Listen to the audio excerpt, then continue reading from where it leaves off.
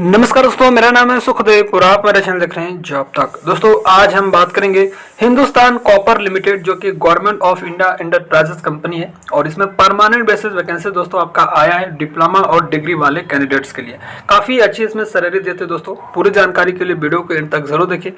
Video को एक like करके अपने दोस्तों में शेयर करें, चैनल को सब्सक्राइब करके बेल आइकन को भी प्रेस करें। तो चलिए वीडियो को स्टार्ट करते हैं।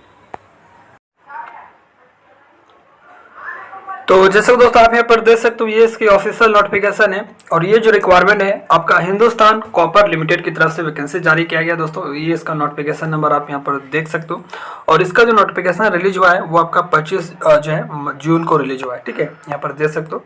और इसमें जो पोस्ट है दोस्तों आपका एज ए सुपरवाइजरी की पोस्ट है। हिंदुस्तान कॉपर लिमिटेड यानी कि HCL invite application from Indian National for appointment for the post of junior manager and various discipline या cadres eligible and interested candidate are required apply online HCL website। ठीक है, schedule of the opening and closing date submitting online application is under. ठीक है, इसका जो form fill up है दोस्तों आपका ऑनलाइन मोड पे होगा और इसका जो है आपका 1 जुलाई से इसका फॉर्म स्टार्ट हो जाएगा 11 बजे से और इसका लास्ट डेट इसका फॉर्म भरने का वो आपका 21 जुलाई तक दिया है टिल मिडनाइट यानी कि 12 बजे तक। ठीक है, तो इसका फॉर्म कब से स्टार्ट होगा आपका 1 जुलाई से और लास्ट डेट इसका कब है फॉर्म भरने का वो आपका 21 जुलाई तक है। ठीक है, तो ये सारी चीजें आपको ध्यान देना है। अब बात करते हैं इसके रिक्वायरमेंट के बारे में। तो सबसे पहली जो रिक्वायरमेंट है वो आपका माइनिंग के लिए और टोटल यहाँ पर माइनिंग की पोस्ट की बात करें तो 46 पोस्ट है, जिसमें SC के लिए 6 है, ST के लिए 3 है और OBC नॉन क्रिमिलियर के लिए 13 पोस्ट है और EWS के लिए 4 है और जनरल के लिए 20 पोस्ट है। आगे मैं आपको बात बताऊंगा इसके लिए मिनिमम एलिजिबिलिटी क्वालिफिकेशन वगैरह क्या रहना चाहिए। उसके बाद जो है इलेक्ट्रिकल के लिए यहाँ पर 6 पोस्ट है और कंपनी सेक्रेटरी के लिए 2 पोस्ट है और फाइनेंस के लिए 1 सीटें हैं और HR के लिए 1 सीट है। टोटल नंबर ऑफ पोस्ट की बात करें तो 56 आपका पोस्ट आपका रहने वाली है। ठीक है, और कुछ सीटें जो है PWD कैंडिडेट्स के लिए यहाँ पर जो है रिजर्व रखी गई है। तो आप यहाँ पर जिन कैटेगरीज में आते हो आप देख लीजिएगा। ठीक है, जैसे विजुअल हैंडीकैप है तो 1 वैकेंसीज है और हार्ड हायरिंग है तो 1 है और ऑर्थोपेडिकली हैंडीकैपेड है तो 1 सीटें है, अलग से यहाँ पर दिया गया है। अब यहाँ पर एलिजिबिलिटी क्राइटेरिया की आप बात करें तो यहाँ पर देखिए माइनिंग के लिए आपका जो क्वालिफिकेशन होना चाहिए डिप्लोमा आपका माइनिंग से होना चाहिए प्लस 5 ईयर का एक्सपीरियंस भी आपका रेलेवेंट फील्ड में होना चाहिए। साथ ही फॉरमैन सर्टिफिकेट आपके पास रहना चाहिए और जो है माइनिंग अंडर रेस्ट्रिक्शन से और या आपके पास बैचलर डिग्री है माइनिंग वगैरह से और साथ ही 2 साल का एक्सपीरियंस है रेलेवेंट फील्ड में तो आप इसके लिए अप्लाई कर सकते हैं। साथ ही आपका फॉरमैन का भी सर्टिफिकेट आपके पास रहना चाहिए। वहीं पर बात करते हैं इलेक्ट्रिकल की, तो डिप्लोमा आपका इलेक्ट्रिकल से रहना चाहिए, साथ ही 5 साल का एक्सपीरियंस होना चाहिए। यानी कि आप अगर डिप्लोमा से फॉर्म फिलअप करते हैं तो रेलेवेंट फील्ड में आपके पास 5 साल का एक्सपीरियंस भी रहनी चाहिए। या आपने बैचलर डिग्री इलेक्ट्रिकल से अप्लाई करेंगे तो आपका 2 साल का एक्सपीरियंस होना चाहिए। यानी कि BTech कैंडिडेट्स अप्लाई करेंगे तो उसके लिए 2 साल का एक्सपीरियंस मांगा गया है और आप अगर डिप्लोमा से अप्लाई करते हैं तो 5 साल का एक्सपीरियंस आपके पास रहना चाहिए। कंपनी सेक्रेटरी के लिए भी यहाँ पर ग्रेजुएशन रखा गया है जिसमें 5 साल का रेलेवेंट फील्ड में आपके एक्सपीरियंस चाहिए।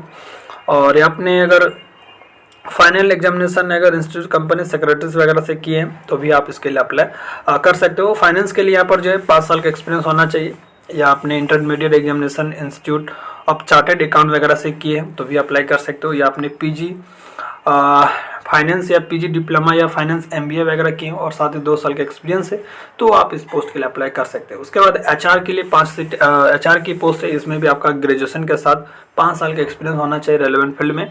या अपने PG डिग्री या HR PG या HR MBA HR with 2 years का एक्सपीरियंस है तो आप इस पोस्ट के लिए अप्लाई कर सकते हैं।